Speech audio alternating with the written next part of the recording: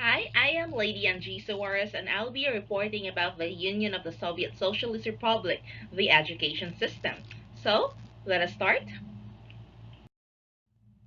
I'll be talking about the symbolism, brief history, and of course, the education in the Soviet era, and a comparative analysis between the education in the Philippines and the USSR. So first, let's discuss about the USSR's symbols. First, you can see here a flag. So the flag here with a hammer and a sickle represents the nation's workers and the peasants, while the star above this is represented by the rule of the Communist Party. Below here, you can see here the coat of the arms. It shows the Soviet emblems of hammer and sickle and the red star over a globe. You can also see here the two reds covered by the motto of the languages of the 15 republics. So here, the motto was Workers of the World Unite. Talking about the brief history. So USSR is a constitutionally socialist state that existed in Eurasia. It is also a union of constituent republics, existed from 1922 to 1991. So that's basically 69 years. And during that time was the largest country in the world in terms of land area. The Soviet Union was also a federal republic based in 15 republics joined together in a theoretically voluntary union. The capital was Moscow, then and now the capital of Russia. So you can see here the visual image of the 15 republics that consists the USSR, with Russia as the biggest land area. The republics also had jurisdictions designed to protect the interests of national minorities. The republics also had their constitutions, which together with the Union Constitution provided a division of power in the Soviet Union. All the republics except the Russian Soviet Federative Socialist Republic had their own communist parties.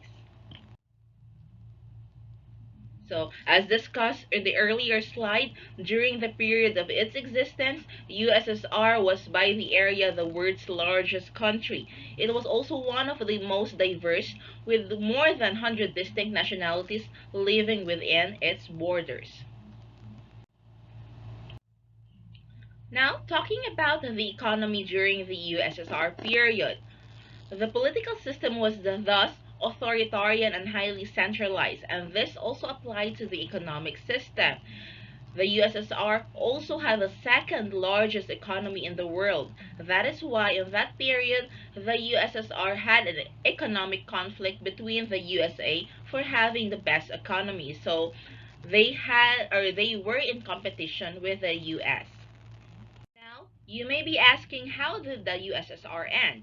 So basically, after 69 years, or that was on the year 1991, the USSR suffered an economical crisis that led the presidents of Russia, Ukraine, and Belarus signed the Belovezh Accord.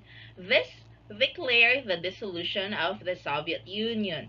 So after signing the Belovezh Accord and the declaration of its dissolution, the 15 republics was then recognized as independent countries.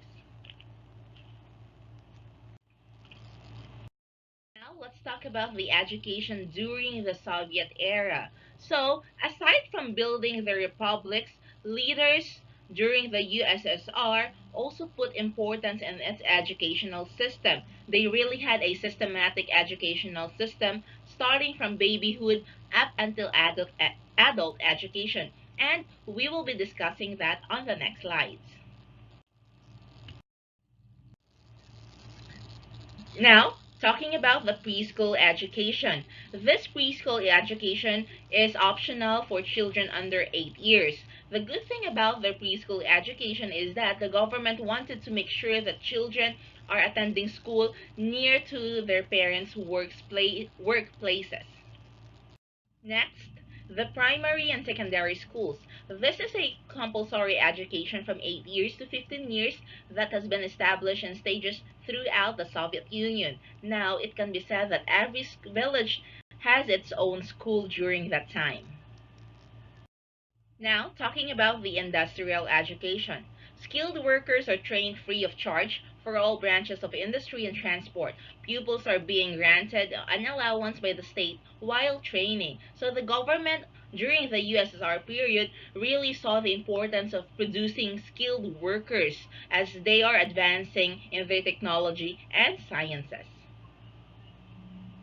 Next, the higher education.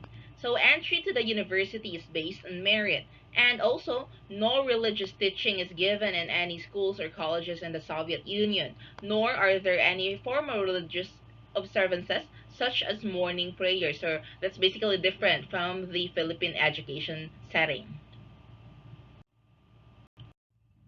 Lastly, talking about the education for adults. The Soviet Union has been really described as a nation of students. Adult education also takes the form of Sunday universities, where people can study and attend lectures on their free days, and the parents' universities, which run courses on child welfare. One of the most powerful centers of adult education is the Red Army. Each young man, unless physically unfit, spent at least 2 years doing his military service.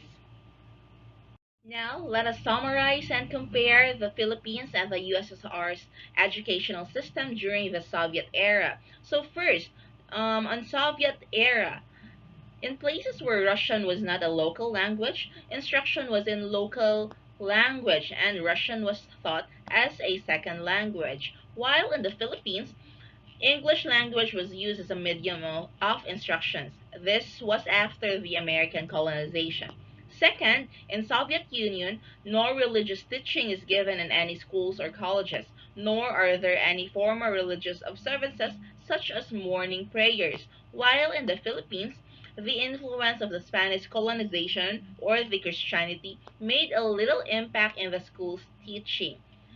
Third, at least 60 to 70% population had completed higher education during the Soviet era, while in the Philippines, only less than 50% had completed higher education.